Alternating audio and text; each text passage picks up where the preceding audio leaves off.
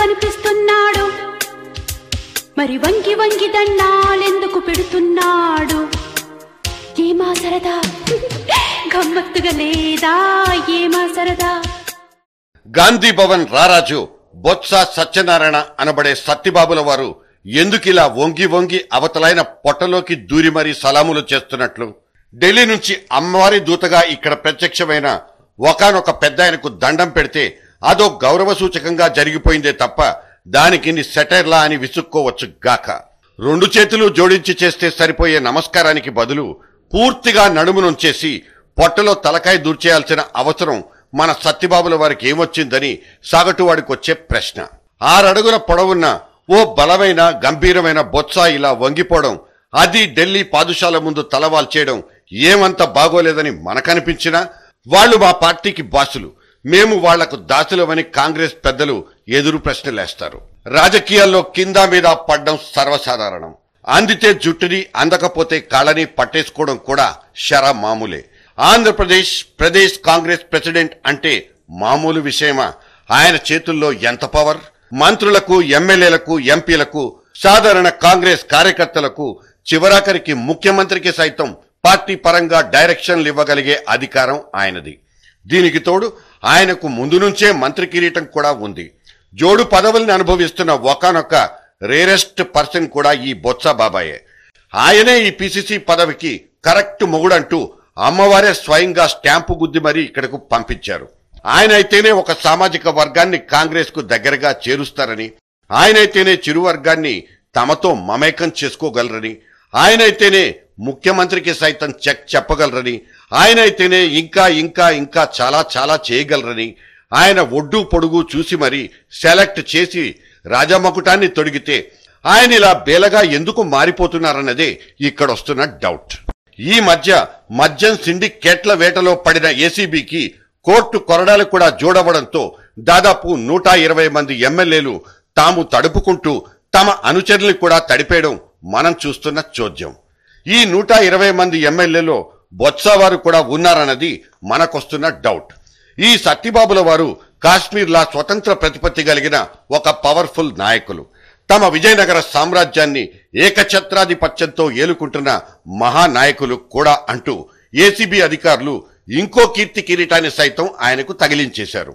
ఇప్పటికే జోడు పదవుల బాధ్యతలతో ఉబ్బి తబ్బిబ్బై తలమునకలై ఉన్న బొత్స వారికి ఈ 3వ కిరీటం ముళ్ళ కిరీటంగా మారిపోయింది.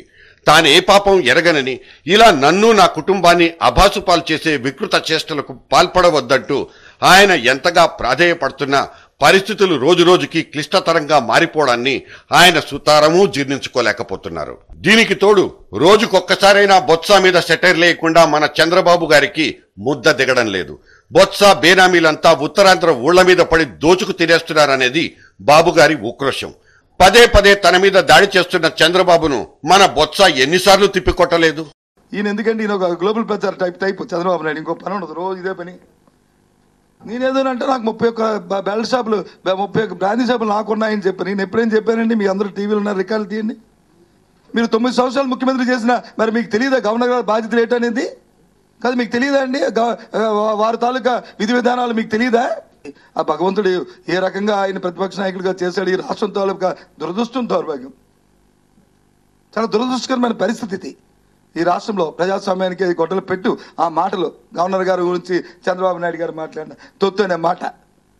న్యాయస్థానం ద్వారా నేను కోర్టులకు వెళ్ళి స్టే కానీ లేకపోతే దాన్ని రద్దు చేసుకోవడానికి కానీ నేను ప్రయత్నం చేయను.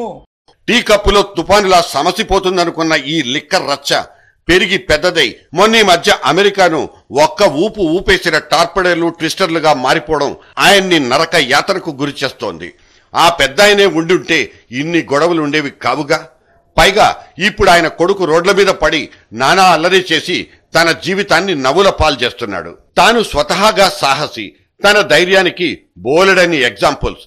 తాను గతంలో పరిశ్రమల శాఖ మంత్రిగా ఉన్నప్పుడు 11 కోట్ల సొమ్ములెత్తుకుపోయిన ఆ ఫోక్స్ వ్యాగన్ కార్లోని కంపెనీ గొడవ ఎంత పెద్దదని సాక్షాత్తు సిబిఐఏ దర్యాప్తు చేసి నిజాల్ని నిగ్గు తేల్చలేదా? తాను నిర్దోషిగా బయటపడలేదా? ఇప్పుడు అంతే అంటూ తన గుండెను రాయిగా చేసుకున్న సత్యబాబుల వారు మనలాంటి పెడసర్లు విసిరే విమర్శల రాళ్లకు భయపడిపోతారనుకోవడం పెద్ద తప్పు. పళ్ల చెట్టుకే రాళ్ల దెబ్బలని ఆయన పదే పదే తనకు తాను చెప్పుకుని సమాధాన పరుచుకుంటున్నారు కూడా. మరి ఇంతటి పెద్ద ఆయన్ని పట్టుకుని చెడామడా తిట్టిపోస్తే ఆయన బాధపడిపోరా? ఏదైతేనేమి మన సత్యన్న సూపర్ టాప్ కింగ్ మేకర్ కూడా. ఇన్ని చెప్పుకున్నా మళ్ళీ ఆ పాటే గుర్తొస్తోంది. Replay please. కింగులా కనిపిస్తున్నాడు, మరి వంగి వంగి దండాలెందుకు పెడుతున్నాడు? ఏమా సరదా, గమ్మత్తుగా లేదా ఏమా సరదా? మీకేమన్నా అర్థమైందా? మన సత్యన్న వాయలారు వారికి వంగి వంగి దండాలు ఎందుకు పెడుతున్నారో అర్థమైతే మన మరో శివమణి భూపతి బాబుకు ఒక్క ఫోన్ చేసి చెప్పండి. Phone number 11000001.